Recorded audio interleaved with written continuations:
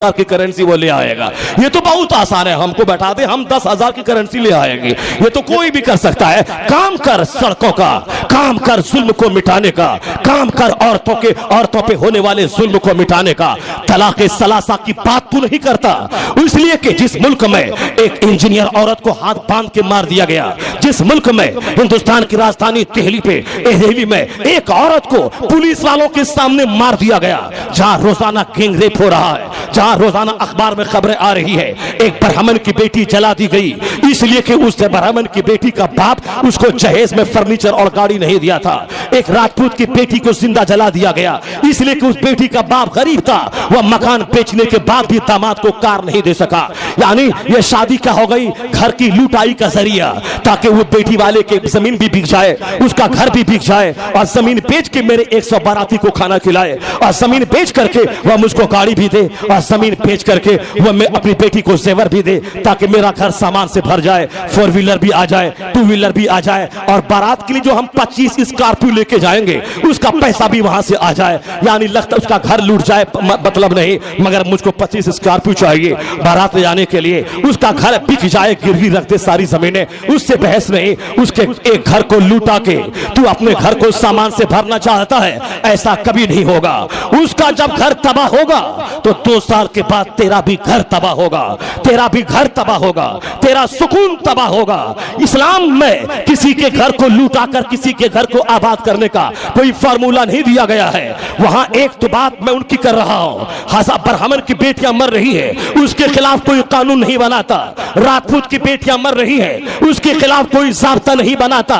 जहेज प्रथा के नाम पे भारत में आग लगी है। शादी ब्याह के मौसम में साहब फर्नीचर और गाड़ी 3-3, 10-10, 20-20 लाख के फर्नीचर बन रहे हैं, 25-25 लाख की गाड़ियां फॉर्च्यूनर दी जा रही है, और साहब जमीन मकान बेचकर एक हंगामे का माहौल शहर से लेकर देहात तक हो जाता है। 4 करोड़ की शादी, 5 करोड़ की शादी, 3 करोड़ की शादी हिंदुस्तान में लोग कर रहे हैं। यानी इस तरह औरतों पे जुल्म हो रहा है, इसको रोकने के लिए कोई फार्मूला इनके पास नहीं। बहुत बड़ा सीना इनका चौड़ा है। तो मैं पैगाम देता हूं, और हमारे सारे उलमा कहते हैं तलाक सलासा के बारे में बाद में आप पूछिएगा, फिर उसकी हजारों हिकमतें आपको बताई जाएंगी।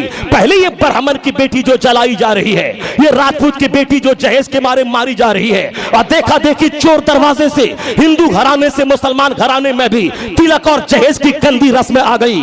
वह मुसलमान जिसके पैगंबर ने सादगी का पैगाम दिया था, जिसके पैगंबर ने कहा था अल बसासतु मिनल ईमान, सादगी ईमान का हिस्सा है, जिसके पैगंबर ने कहा था वो शादी बाबरकत है जो कम खर्च वाली शादी हो, जिसके पैगंबर ने सिर्फ कहा ही नहीं था, प्रैक्टिकल में अपनी बेटी फातिमा की शादी सादे ढंग से करके बताया था।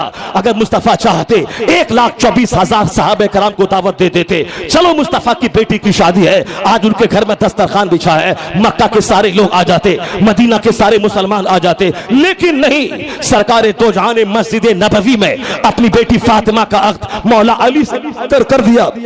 अपनी शाम के वक्त में अपने खानदान की एक खातून के साथ अपनी बेटी फातिमा को हजरत अली के हुजरे में पहुंचा दिया। ना कोई बाराती का खाना, ना किसी नए जोड़े का एहतमाम, बल्कि सीधा सादगी के साथ जन्नत के मालिक मुख्तार की बेटी की शादी, फातिह खैबर की शादी, हसनैन करीमैन की मां की शादी, वो फातिमा ज़हरा जो जन्नती औरतों की मलका सैयदा है, उनकी शादी हुई है। और हुजूर ने सिंपल ढंग से शादी करके बता दिया। उनका गुलाम बोलेगा मेरी बेटी की 4 करोड़ की शादी, 5 करोड़ की शादी, 3 करोड़ की शादी हमने दूसरों को दिखला दिया है। ये सादगी वाली शादी।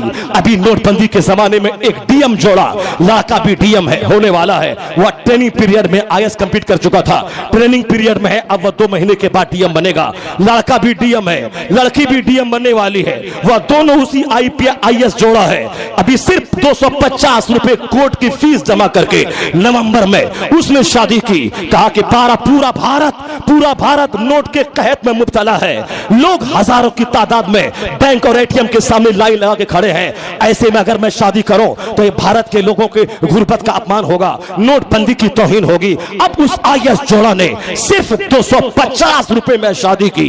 हिंदुस्तान के सारे अखबारात में खबरें आई। ये पैगाम सादगी का जिसके पैगंबर ने दिया था। अगर उस पैगंबर का गुलाम करोड़ों रुपए रखने के बावजूद अगर अपनी बेटी का अख्त सरकार की बेटी से मुशाबहत के लिए सरकार की बेटी के तर्ज पे सुन्नत अदा हो जाए, मस्जिद में अपनी बेटी की शादी करवा देता, ये 4 करोड़ रुपए से 1000 गरीबों की बेटी की शादी हो जाती। जब तक वह जिंदा रहता उनका चर्चा होता, वो मर भी जाता तो लोग उनकी कब्रों पे जाके फातिहा पढ़ते। अब मगर 4 करोड़ रुपए की बेटी की शादी करवा दी और साहब लान बुक कर लिया। पानी की तरफ पैसा हराम का आया था, उसको बहा दिया और एक गलत मैसेज समाज में दिया कि एक पैसा वाला फजूल खर्ची कर रहा है। तुम्हारी सोच से बेहतर उस आईएस जोड़ा की सोच है जिसने लाखों रुपए रखने के बावजूद उन्होंने 500 रुपए 250 रुपए की शादी की है। अगर मुसलमान अपने पैगंबर के तरह से पैगंबर की सुन्नतों पे अमल करे, याद रखे बेशुमार मसाइल का हल उस सुन्नतों पे अमल की बदौलत इसको खुद ब खुद मिल जाएगा। मैं ये कहना चाहता हूं, एक तरफ मुसलमानों की बेटियां भी जलाई जा रही हैं, हिंदुआना रस्मो रिवाज दाखिल होने की वजह से मंगनी में बेतहाशा खर्च, खतना में बेतहाशा खर्च, साहब शादी में बेतहाशा खर्च, वलीमा में बेतहाशा खर्च और साहब अकीका और खतना में और तीजा 40 में बेतहाशा खर्च।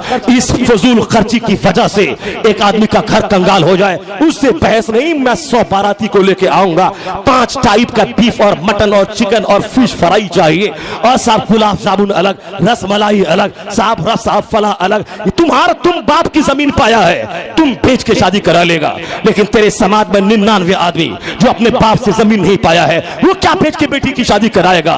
यह तिलक और जहेज, ये मुतालबा जहेज, यह रिश्वत है और मुतालबा करना यह रिश्वत हराम है। और इस भिखारी के चेहरे का गोश्त क़यामत के दिन झड़ जाएगा। वह इंतहाई दर्जे का जलील और रुस्वा होकर मैदान क़यामत में अल्लाह रब्बुल इज्जत के सामने वो हाजिर होगा। उनके जो भिखारी भीख मांगता है, जिनके पास माल है, माल बढ़ाने के लिए भीख मांगता है, उसके चेहरे का गोश्त झड़ जाएगा। इंतहाई जलील और रुस्वा होकर मैदान महशर में वो आएगा। जिस मजहब में मांगने की ऐसी मजम्मत बयान की गई, जिस मजहब में दरियागिरी की मजम्मत की गई, जिस मजहब में दूसरों के सामने बेटी लेने के लिए भीख मांगने की मजम्मत की गई, उस मजहब में फजूल खर्ची की तूफानी बदतमीजी एक गलत मैसेज देता है। अब एक तरफ हजारों बेटियां जलाई जा रही है इसी मुतालबे जहेज की बुनियाद पर। अगर तू भारत का सच्चा खैर खा है, एक कानून बना दे पार्लियामेंट में और राज्यसभा और पार्लियामेंट और लोकसभा के सारे सदस्य सपोर्ट करेंगे। मुतालबे जहेज को बाइंड लगा दे और अगर कोई मुतालबे में पकड़ा गया, लड़के वाले को भी सजा दे और लड़की वाले ने अगर दिया है इसको भी सजा दे और 10 साल की कैद मुशक्कत की सजा सुना दे और 10 साल की कैद उसको दिया जाएगा। अगर ऐसा कानून बना और भारत से मुतालबे जहेज की गंदी रस्म खत्म हो गई और वह लाखों बेटियां जो मारी जा रही हैं, इन बेटियों की जिंदगी बच गई, तब यह माना जाएगा कि नारियों को सम्मान मिला है और नारियों के सम्मान दिलाने में इनका इरादा सच्चा है। एक तरफ हजारों लाखों मारी जाए, इसके ताल्लुक से कोई तबसरा नहीं और तलाक़े सलासा में अपमान नजर आता है। तलाक़े सलासा अपमान नहीं है, यह तलाक ऐसी चीज है जिसमें समाज के लिए एक ऐसा तोहफा है। जिस समाज में आग लगी हो तलाक न देने की वजह से, वहां तलाक की वजह से उस घर की आग बुझ जाए, अमन अमान की जिंदगी मिल जाए। इसीलिए तलाक का कानून देकर, कड़ी शर्तें देकर, उस शर्तों के साथ अगर तलाक दिए जाए, यह तलाक अपमान नहीं, अभिशाप नहीं, ये समाज के लिए एक बहुत बड़ी राहत है। इसलिए कि मुस्तफा जहमत बन के नहीं आए हैं, मुस्तफा रहमत है। मुस्तफा का सारा कानून रहमतों हिकमतों से भरा हुआ है। ये हमारी खोपड़ी की कमी है, मुझको वह कानून समझ में ना आए। ये हमारे इल्म की कमी है, मुझको वह साफ्ता समझ में नहीं आए।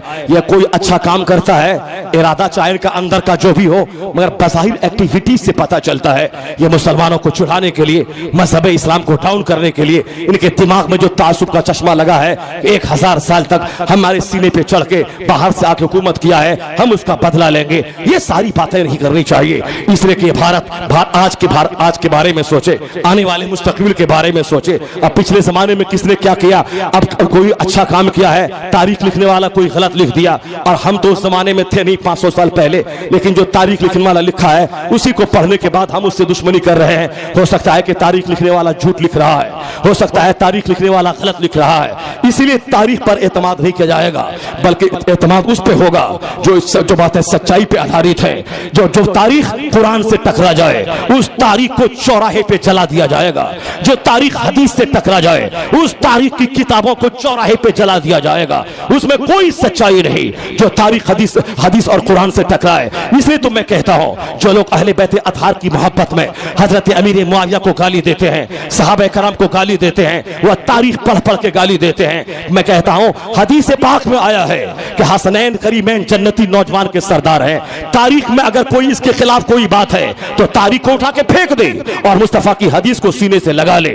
सहाबा कराम को तू गाली देता है, तुमने को किसी ने तारीख लिख दी, सिद्दीक अकबर के खिलाफ किसी ने लिख दिया, हो सकता है कोई सहाबा कराम का दुश्मन हो, ऐसी किताब लिख दिया हो, तो उसको मत दे। बल्कि मुस्तफा ने जो कहा है ला तसुब्बु असहाबी, मेरे असहाब को गाली मत दे। असहाबी कन नुजूम बिअय्यिहिम इक्तदयतुम इह्तदयतुम, मेरे सहाबा सितारों की तरह है, जिसकी तू पैरवी करेगा हिदायत पाया जाएगा। तो वह तारीख जो हदीस से मुखालफत न करे उस तारीख को तो माना जाएगा, लेकिन जो तारीख हदीस से मुखालफत करे और तारीख में कुछ हो और हदीस पाक में उसके खिलाफ हो, हदीस में है कि सहाबा को गाली मत दे, मगर तारीख में ऐसे वाकयात हैं जिसकी वजह से आदमी के दिल में सहाबा कराम की नफरत पैदा हो रही हो, वो झूठी नकली जाली रिवायत को जला दिया जाएगा और अहादीस पे एतमाद किया जाएगा, क्योंकि हदीस मुस्तफा की है और तारीख लिखने वाला कोई आदमी लिखता है। और जब मुस्तफा की बात और जनरल आदमी की बात में जब बात में फर्क पैदा हो, मुस्तफा की बात को तरजीह दी जाएगी और आम आदमी की बात को पसे पुष्ट डाल दिया जाएगा। ये लोग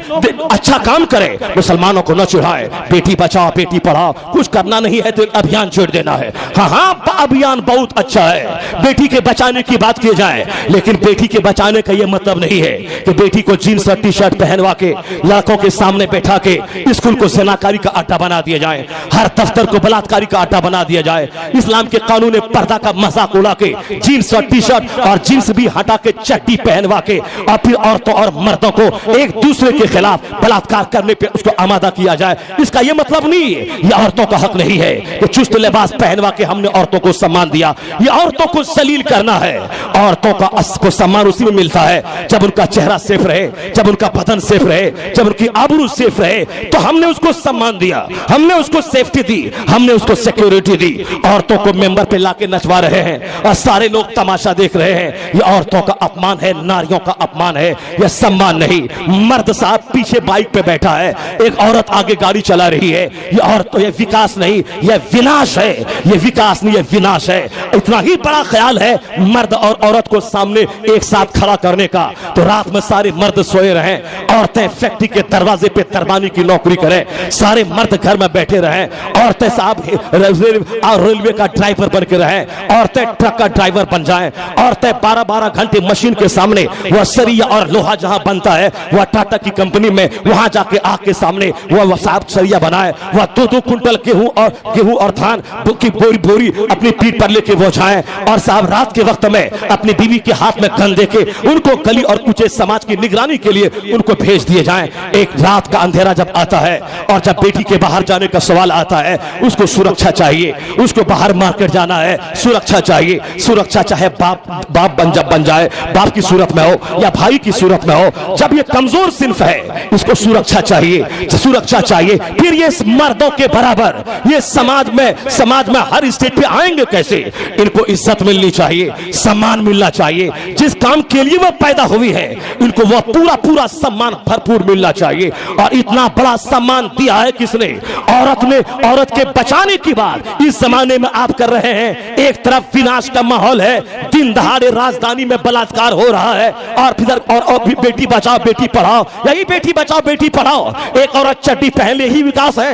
एक औरत दुकान में बैठ जाए, यही विकास है। फिर फिल्म में डांस करे, यही विकास है। और रोजाना हाथ पकड़ा पकड़ी, यही विकास है। नेट में साहब गंदी तस्वीरें हो, दिल गंदा, दिमाग गंदा, आंख गंदी, और रोजाना समाज में गंदी बातें हो रही हो, यही विकास है। यहाँ फिल्म तहजीब और मोबाइल मल्टीमीडिया मोबाइल कल्चर, मगरबी तहजीब और आजादाना सेक्स फ्री तहजीब ने जो गुल खिलाया है, सबको इस बात का अंदाजा तकाजा है। पहले जब बेटा जवान होता था, बाप कहता था मेरा सहारा मेरी लाठी बन के आ गया, और आज जब बेटा जवान होता है तो बाप का दिल धड़कता रहता है, न जाने कब इनकी वजह से कोई पुलिस दरवाजे पे आ जाए, न जाने रास्ता चलते किस लड़की का हाथ पकड़ के थाने वाला मेरे घर में आ जाए, न जाने कब किसी गैर मुस्लिम की बेटी को लेके भाग जाए और पूरा गांव वाला मेरे दरवाजे पे लाठी लेके आ जाए और दोनों गांव में जंग छिड़ जाए, न जाने कब किस डकैती के केस में बच्चा फंस जाए। कल बेटा तो देखने के बाद कलेजा ठंडा होता था, आज बेटा की जब जवान होता है तो बच्चा दिल बाप का कांपता रहता है, न जाने कब कौन सा हादसा हो जाए। पहले बेटी से जवान होती थी तो बाप को खुशी हासिल होती थी, अब मेरी बेटियां जवान हो गई, अब इनकी शादी होगी, मेरा नवासा आएगा, मेरे घर में दामाद आएगा, मेरे घर में मेहमानों का आना जाना होगा, मेरे घर में बहारें आएंगी। लेकिन अब अगर बेटी जवान होती है, अब एक बाप का दिल धड़कता रहता है, शादी के लिए नहीं, अब वह फिक्रमंद है, न जाने किस वक्त कौन सी खबर आ जाए, स्कूल जा रही है, न जाने कहां किसके हाथ में पड़ जाए, न जाने कहां कब मोबाइल के जरिए किससे बात हो जाए, कब सुबह मैं उठूं तो घर में बेटी न रहे। रोजाना आए दिन इस तरह की खबरें मिल रही हैं। आखिर इसका जिम्मेदार है कौन? 18 साल का दोनों एक टेबल पे पढ़ रहा है, अब वहां पढ़ाई होगी 1 घंटा, प्यार होगा 5 घंटा, और फिर इस बात को बताने के लिए सामने टीवी में फिल्मों के गाने हैं। अब पढ़ाई होगी 1 घंटा, प्यार होगा 10 घंटा। अब वहां तन्हाई में कोई रुकावट, शर्मो हया, अल्लाह का डर नहीं। जब वहां फिर क्या होगा? वह प्रेम नहीं होगा, बलात्कार होगा। प्रेम उसे नहीं कहते हैं, बल्कि प्रेम तो वो है जो एक बेटा को अपनी माँ से होता है, जो एक भाई को अपनी बहन से होता है, अपनी माँ से घंटों घंटों बात करे, माँ के साये के नीचे पनाह ले तो साहब सच्ची खुशी महसूस हो। अपनी माँ से 1 घंटा बात करे, अजनबी औरतों से बात करने में कतराए, ये प्रेम है क्या? माँ से झुंझला के बात करे, 1 मिनट में फोन रख दे और अजनबी औरतों और भाभी से घंटों घंटों बात हो, सन बहन चचेरी कजिन से घंटों घंटों बात हो, वह प्यार नहीं है, वह मुंह का ज़िना है, वो प्यार नहीं है। वह कान में गंदी बातें आ जाए, वो कान का ज़िना है। वो हाथ का प्रेम नहीं है, हाथ जब जब उनसे मिले ये हाथ का ज़िना है। एक तरफ बेपर्दगी, फिल्मी तहजीब, मल्टीमीडिया, मोबाइल कल्चर, मगरबी तहजीब ने औरतों को बेनकाब किया, औरतों को बेइज्जत किया, औरतों को जलील और रुस्वा किया। हर 1 मिनट में रेप का केस इंडिया में दर्ज हो रहा है, अमेरिका में 1 मिनट में 50 केस दर्ज हो रहे हैं, और दूसरी तरफ लोग सर जोड़ के बैठ के कह रहे हैं इस तूफानी बदतमीजी को कैसे रोका जाए, ये बदकारी के सैलाब पर कैसे बांध लगाया जाए, किस तरह इस सैलाब को रोका जाए। अमेरिका का दानिश्वर फिक्रमंद है, किस तरह इसको कब्जे में किया जाए। भारत का दानिश्वर फिक्रमंद है, इस बढ़ते हुए बलात्कार के रुझानात पर कैसे पहरा लगाया जाए। पहरा किसी आदमी का ज़ाब्ता नहीं लगेगा। जब स्कूल में मखलूत तालीम होगी, पहरा नहीं लग पाएगा। मर्द औरत आजादाना माहौल में जिएंगे, पहरा नहीं लग पाएगा। पहरा लगाने का एक कानून है, वह कानून है मुस्तफा का कानून पर्दा। एक हसीन औरत पर जब नजर पड़ती है, पहले आंखें उसको देखती है, दिल में उसके आंख में उसका हुस्न समाता है, दिल में वसवसा आता है।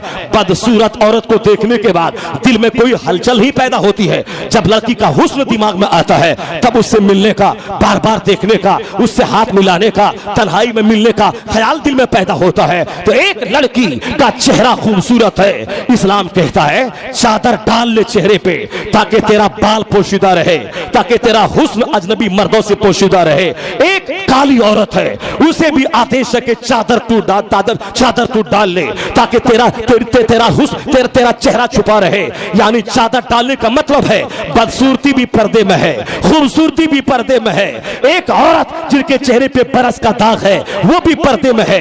जिनका चेहरा चांद की तरह है, वो भी पर्दे में है। जब तक न चेहरा देखा जाएगा, न उनका चेहरे को देखने की दोबारा ख्वाहिश पैदा होगी, न फिर बाद में हाथ मिलाने छेड़खानी की ख्वाहिश दिल में पैदा होगी। तो एक ही है, न आइंस्टाइन का कानून ज़िना को रोक पाएगा, न भारत के किसी दानिश्वर का कानून बदकारी को रोक पाएगा। मुसलमान भी अपने समाज में मुस्तफा का कानून पर्दा नाफिज करे, और अमेरिका से लेकर भारत तक की गवर्नमेंट भी वह कानून पर्दा को नाफिज करे।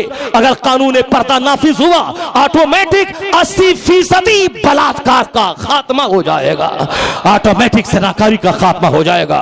यही वजह है कि यूरोप और अमेरिका का दानिश्वर सरकार के उसूल और ज़ाब्ते के मुताले के बाद वह कह उठा I cannot find any other man in history like Muhammad. लोग तो बहुत आए, दानिश्वर बहुत आए, मगर मुस्तफा का जवाब नहीं मिलता। मुस्तफा के हर काम में हिकमतों का एक समंदर पिना है। कोई हो तो जो नबी का मुताला करे, कोई हो तो जो नबी की तालीमात की स्टडी करे, कोई हो तो सरकारी दो जहां के पैगामात को अपनी जिंदगी में नाफिज करे। बेटी बचाने की बात आज करता है और बहुत हीरो बन रहे हैं। बेटी बचाने की बात मुझसे नहीं, अमेरिका की डॉक्टर मारिया से पूछिए। 1400 साल पहले एक बाप अपनी बेटी को जिंदा दफन करता था। बेटी पैदा होती बाप का चेहरा काला हो जाता था। इससे बड़ा भी जुल्म कोई होगा क्या? कि दूसरे लोग कत्ल कर दें अलग बात है, मगर एक बाप अपनी बेटी को ज़बह करे, इससे बड़ा जुल्म कौन सा हो सकता है? बाप हजार नफरत करे बेटी से, मगर कहीं न कहीं कोई खूनी रिश्ता होता है, कोई खूनी मोहब्बत रहती है।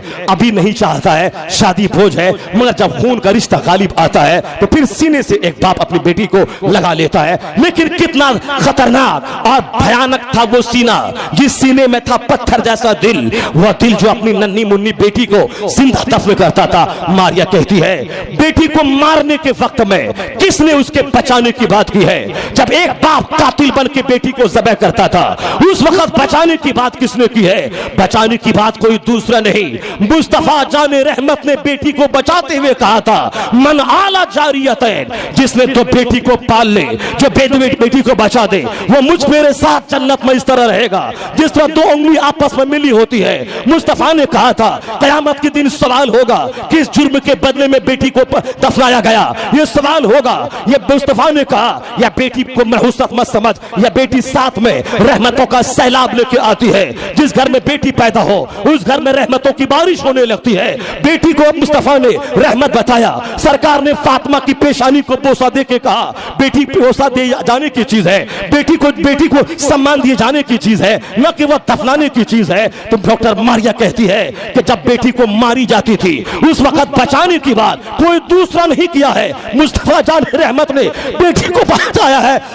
क़यामत तक जहां जहां भी नारियों के सम्मान की बात होगी, औरतों के बचाव की बात होगी, यह नारा चाहे हिंदुस्तान का दानिश्वर दे, चाइना का स्कॉलर दे, चाहे रूस का कोई हकीम दे, यह नारा देने वाला कोई भी हो, मगर हकीकी रक्षक मुस्तफा जाने रहमत को ही करार दिया जाएगा कि जब बेटियां मारी जाती थी उस वक्त हकीकत में मुस्तफा ने ही इसके बचाने का नारा दिया है।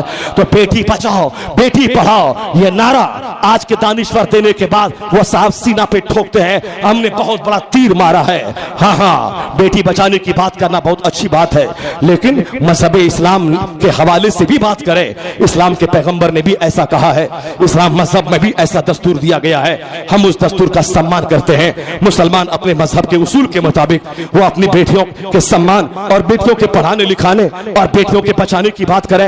यकलख्त अपने समाज से मुतालबे जहेज की मनहूस रस्म को पांव के नीचे रौंद दें। शादी में लड़का तय कर ले मुझको ना कपड़ा लेना है लड़की वालों से, न लड़की वालों से हमें 10 आदमी के खाने का मुतालबा करना है। मुझे तो उसकी बेटी चाहिए जो मेरे घर आएगी, दुल्हन बन के आएगी, मेरा घर जगमगाएगा। उसकी खुशी में के मारे मुस्तफा ने मुझको आदेश दिया है जब अपनी बीवी के साथ रात गुजार ले, सुबह सवेरे खुशी में वलीमा का खाना तू खिला, मेहर की रकम लड़का देगा, वलीमा का खाना लड़का खिलाएगा, इलाज मुआवजा लड़का कराएगा, घर रहने का लड़का देगा, इलाज लड़का कराएगा। सारी जिम्मेदारी इस्लाम के पैगंबर ने लड़कों पे डाल दी ताकि बेटी की पैदाइश की वजह से लड़की के बाप पे कोई बोझ न हो, लड़की का बाप उस बेटी की पैदाइश को बोझ न समझे। आज शरीयत बचाने की बात हो रही है, हम शरीयत को बचाएंगे, नीयत में इखलास है ही नहीं। घर में बेटी और बीवी जींस पहन रही है और बनारस में जुलूस है, शरीयत को हम बचाएंगे। घर में अकीका है तो काफिरों जैसा नंगा नाच है, शरीयत को हम बचाएंगे। शादी हो रही है फिरौन जैसी शादी हो रही है, शरीयत हम बचाएंगे। शरीयत तू बचाएगा, कैसे तू बचा पाएगा जब तेरे घर में तू अपनी बीवी पर शरीयत को नाफिज नहीं किया, तेरे घर में बाल बच्चे शरीयत के मुताबिक कपड़ा न पहने, तू क्या शरीयत बचाएगा? शरीयत बचाने का मतलब यह नहीं कि तू बचाने में मुखलिस है, बल्कि सिर्फ नेतागिरी की दुकान चमकाने के लिए ताकि अखबार में मेरा नाम आ जाए। जब भी पता चले किसी ने तलाक के खिलाफ बोला है, किसी ने औरतों के सम्मान की बात की है और इस्लाम के उसूल को सम्मान के खिलाफ बताया है, तो उस वक्त तरीका है जुलूस बाद में निकलेगा, जलसा तहफ्फुज़ शरीयत का बाद में किया जाएगा। पहले हर मुसलमान ठंडे दिल से अपने सीने पे हाथ रख के सोचे कि मेरे घर की शादी, मेरे घर का अकीका, मेरे घर में बच्चों का लिबास, मेरे घर में भी बच्चों का रहन सहन, मेरे घर में शादी ब्याह खतना अकीका का माहौल, ये कैसा है? क्या मेरे घर में डीजे बजता है या मेरे घर में बिंजू बजता है, गाना बजता है? तो फिर एक रमेश की शादी में भी वही होता है, धूम धड़ाका डांस, और यहां भी हो रहा है। क्या फर्क रहा मुसलमान की शादी और काफिरों की शादी में? सबसे पहले घर आए और तौबा करें, इलाही मेरे घर में है फिल्मी तहजीब। इसीलिए काफिरों की जबान पे इस्लामी शरीयत के खिलाफ नारा है, ए अल्लाह अब मैं तौबा करता हूं कि मेरे घर में बीवी बच्चों पे तहजीब होगी, इस्लामी कानून शरीयत नाफिज होगा। अब मेरे घर में कोई एंटी इस्लामिक कपड़ा नहीं पहनेगा, ना कोई बेटी पहनेगी, ना मेरा बेटा का चेहरा यहूद नसारा जैसा होगा। शादी ब्याह खतना अकीका चारम तीजा 40वां बरसी, ये सारी तकरीबात इस्लामी कानून की रोशनी में सारी तकरीबात मनाए जाएंगे। जब आपने सच्ची तौबा कर ली तो याद रखें, जिस दिन आपने सच्ची तौबा की आपके घर घर में शरीयत का कानून नाफिज हो गया। कोई काफिर शरीयत के खिलाफ बोलने की हिम्मत नहीं जुटा पाएगा, बल्कि जब वह शरीयत के पर अमल के फायदे को देखेगा, मुझे उम्मीद है कि वो भी शरीयत के कानून पर अमल करके मुस्तफा के गुलामों में अपना नाम लिखा